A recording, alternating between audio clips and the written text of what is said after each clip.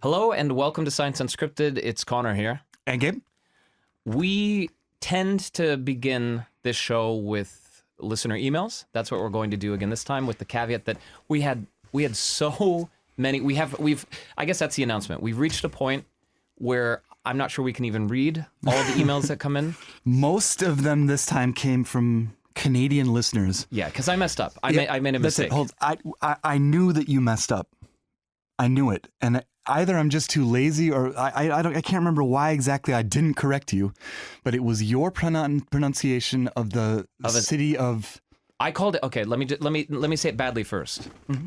I called it. I could only assume it was called Regina or Regina. Yeah. Yeah, I think I said Regina. Regina. I think you said Regina. Did I say Regina? Or Regina. Okay, one of those. Here's what you should have said: Regina. I never would have thought that. And I can remember, Conor, let me take you back to when I was 12 years old.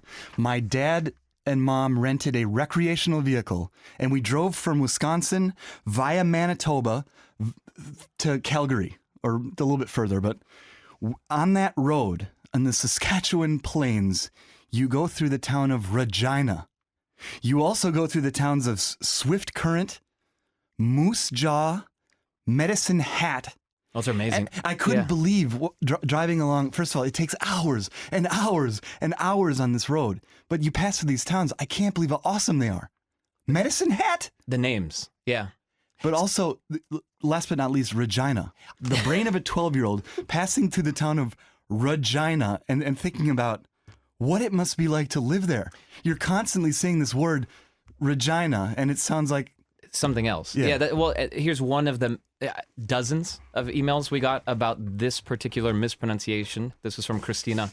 She said, one of the funniest things about Regina. It's so hard for me to say that. That's why I didn't. That's why I didn't correct you. I didn't want to say the word. I understand why you allowed me to follow my own sword there. You never make mistakes, and you made a little one there. Thank you for that lie. One of the funniest things about Regina, Saskatchewan is how it's pronounced. One of your listeners wrote in about the horses and milk delivery, and they were from Regina. It's pronounced Regina, like vagina. Never gets old. Ha ha. Christina was born in Saskatoon, she says. So to all of our listeners out there, thank you for that correction. I kind of still feel like I want to just avoid talking about that town or city for the rest of my life. It just sounds... It's hard to say. I'm sorry for the people who live there, or maybe they don't care now. Or it's a source of pride. It's a lot of laughter over that one. That was just one of the many emails. Gabe, you got another one. This one here's from Stephanie. Really love your podcast and all of your interesting topics. You left the conversation with a very popular, in parentheses, that's why we are in this mess, negative narrative of people having children.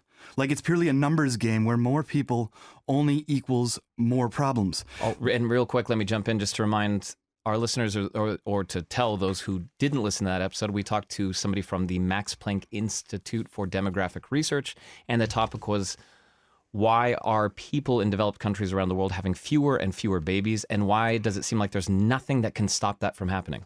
Stephanie goes on, this narrative is why the birth rate is declining, and it completely ignores the best, all in all caps, best thing about people, our ability to grow and adapt. Human flourishing has brought us this far. It's ridiculous to assume we cannot go further. We learn new things, again, all the caps, all the time. The perfect example appeared just moments earlier in your podcast. Gabe now knows he should eat more eggs. Yes, you should. Yeah. And again, a lot of emails came in pointing out a mistake I made. I didn't compare, or I didn't mention that the health benefits or the cardiovascular benefits you get from eating up to 6 eggs a week is compared to people who eat essentially no eggs.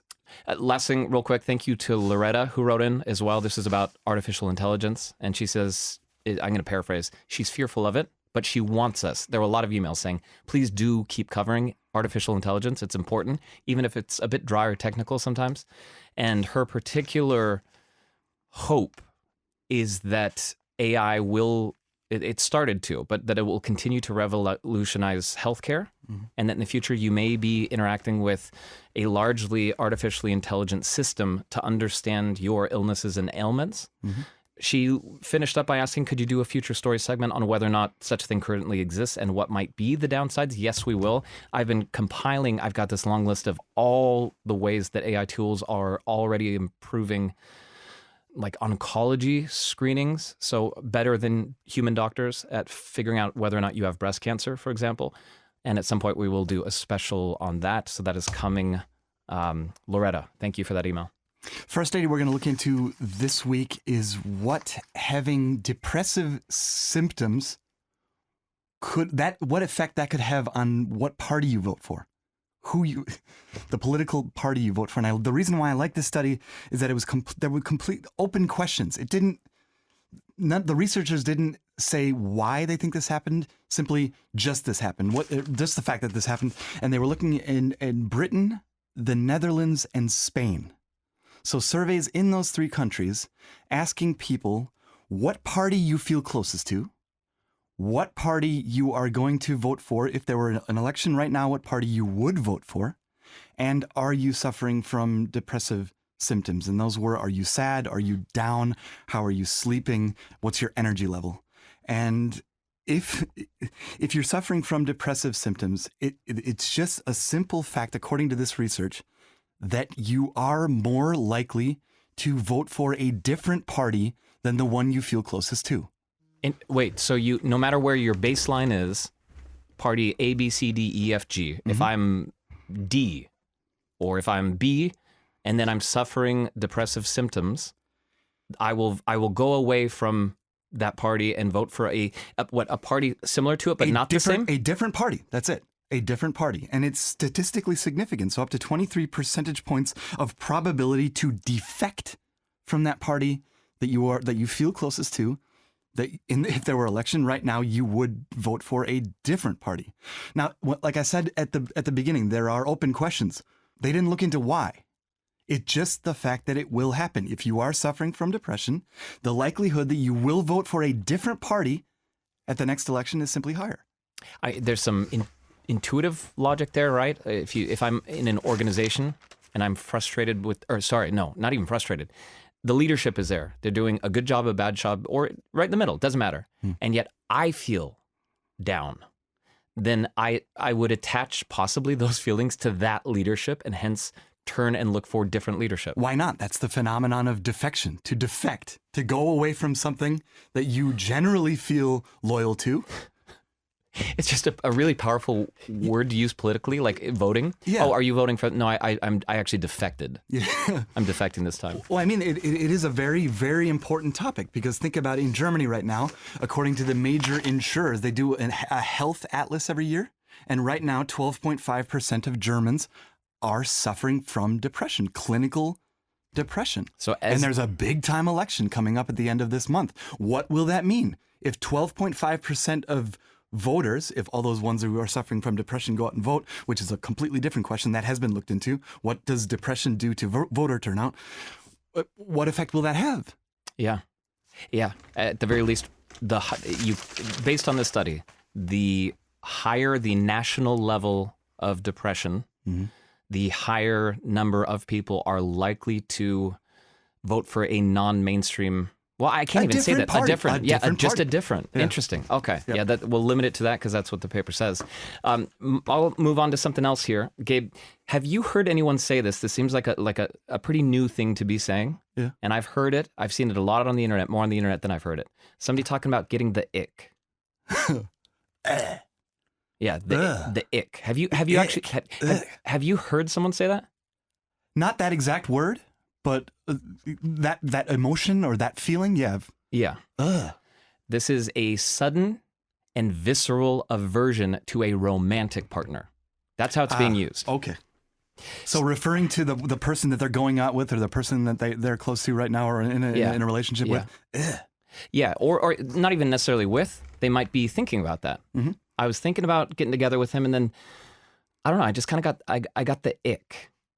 That's how you use it. That's how I've heard it. That's how I've seen it online. And it feels relatively new. It's a new way to describe something that we all kind of intuitively understand. But what is it exactly? What is it? And that's what this study is about. What is it? Yeah, that's what I'm going to get to, man. Come on, man. Well, first of all, I'm going to debunk what I said 2 seconds ago. about it being new. I thought it was new. It's not new. The authors of the paper have a couple of examples right in the top to make it clear this has been happening since the mid-1990s. And that confirms, I went to Google Ngram because I was like, when did people start saying ick like that?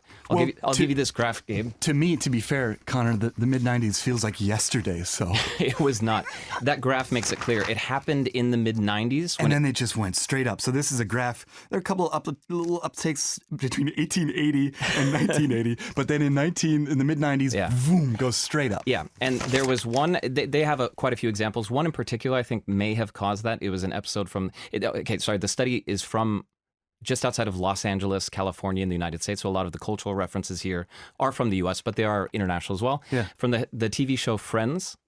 I'll be there for you. It did include that song, yeah. And so there was one episode in season 1 called The One with the Ick Factor. And this is where Monica, one of the characters in the show, she hooks up with a guy and they're laying in bed after doing the deed. And he's got this hairy chest and he looks like he's an older guy. And he goes on to tell her that he's a senior, but not at university. He's a senior in high school. And this gives her the ick. This is like, what have I done?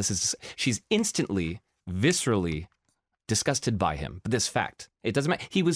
She liked him before. She hooked up with him. Possibly because if he's in high school, this might be statutory rape? The show doesn't frame it that way, but yes, obviously. But she's more disgusted with this fact. It revolts her. So she's turned off. It's done. There's another example they give. I wish I could play this for you, but it would be against copyright. Jerry Seinfeld in the TV show Seinfeld. He goes on a date with a woman.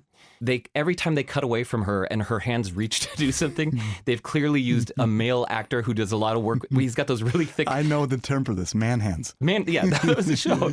And so she breaks some bread for him and you see these man hands. She gets an eyelash off his cheek and these gigantic man hands. And so Jerry Seinfeld develops the ick.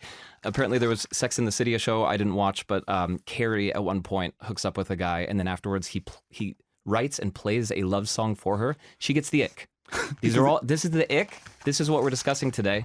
But again, they're all like, to get more concretely in line with the way people use it today, the researchers did two things. First of all, they went to TikTok and they looked for the hashtag the ick. They looked for the easiest way to find out who's talking about this and what are they saying. And so they looked at 84 videos. It's not too many videos, to be honest. But more than 3 million views. So these videos have been seen quite a lot. And then they went through and they categorically listed what are they talking about when they talk about the ick. And it was very different for women and men. I'll go through the list that they compiled. For women, the highest percentage or the one that was most frequent for when they got the ick from a guy was when he laid his head on my shoulder. That was called gender incongruent. They didn't think it was manly, and they got the ick. Wow. Or did this traditional idea of what men are supposed to do. I do that all the time. Number 2, maybe you do this too, Gabe, Shazaming a song while he was in a nightclub. So he hears a cool song, pulls out his phone, tries to figure out which song it is. That gave quite a few women the ick, which surprised. I was like, I could see myself doing that. That'd be something I would do. Well, yeah, as a natural-born journalist to figure things out. A natural-born journalist. Number 3 on the list, saying, wow, without me, whenever I would tell him that I did anything. Oh, got it. Right? Pretty annoying. Next one on the list was he wore jorts. I don't know what those... I like the word. He wore jorts, which is a fashion Jean faux pas. shorts or what? Jean shorts. Okay, got That gave him the ick. He loudly shushed another girl, and that's a clear sign of misogynism. Right? That one gave like a small sign that, something, just that little action, something's really wrong. The last one I'll mention, because Gabe, I think you should be aware of this. Seeing his butt crack when he bent over gave them the ick. So watch out for that, because I've seen yours quite a bit. It doesn't give me the ick, for the future. Now, men. When did men get the ick? When they've discovered that the person they were into or possibly dating was into astrology. To be clear, we're not talking astronomy. Astronomy is celestial objects as a science. Astrology is when you believe that stars that are light years away and planets, which are hundreds of millions of kilometers away, are affecting my mood and my prospects on luck. That's astrology. Guys are not into that. It gives them the ick. Horoscopes and stuff like that. Yeah. Another one, I thought this was unfair. 2 of them were unfair. Girls tripping. like I think physically tripping, falling down, that gave them the ick. Huh. And another one, totally unfair, her feet didn't reach the floor. Physical appearance. So I think she's shorter. She's too short. Yeah, I thought both of those were awful. That's ick. Yeah, that's ick to be feeling that way. When women use weird slang, or when she spits her gum in the trash like a guy, or adds cringy captions on her Instagram pictures, or wears too much makeup or fake tanner. Those gave guys the ick. So now we know, Connor. Now we know. No, those are the actions that kind of lead to it. And then I'll just go through this quickly. Part 2 was about, okay, but who's feeling that? Because not everyone feels that the same way. Who is it that gets the ick? Yeah. There, they went to surveys, 75 men, 50 women in the surveys. First of all, women are more likely to have experienced the ick. And that substantiates something that I felt. It felt like I was hearing it more from women. It was at a rate of 75% to 57%.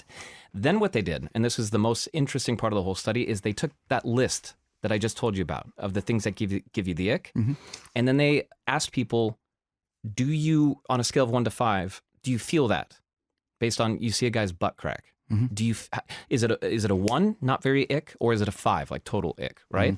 And as it turns out, there's a connection between the extent to which you feel that ick and your levels of disgust, narcissism, and perfectionism. The more... What kinds of people based on personality? Okay. Yes. The more you tend to feel disgust normally in day-to-day activities, the more you're going to feel this, and at a higher rate. The same is true if you're a perfectionist, but here they're saying perfectionism toward others, that you expect perfection. Yeah. Surprise, surprise. Obviously, they're going to be more grossed out or disgusted when they see this happening. Also true with narcissism, but not at the same frequency.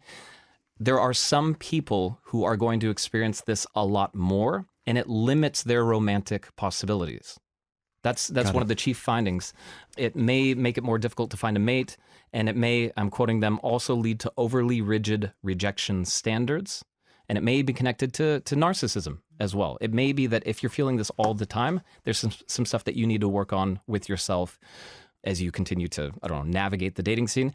If you're interested in this study, it's very readable, very interesting, just published in the May Personality and Individual Differences Journal. It's called The Ick, Disgust, Sensitivity, Narcissism, and Perfectionism in Mate Choice Thresholds. And maybe it gives you, Connor Dillon, some things to think about as to ways to better yourself.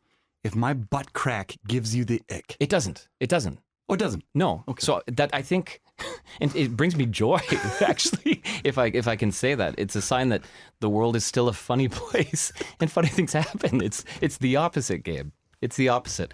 What gives all of you the ick?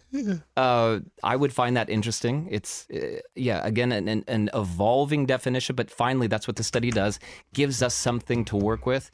Is there anything on this list you think is unfair or that you agree with, disagree with? Let us know. su@dw.com is our email. Anything you guys have to say, let us know.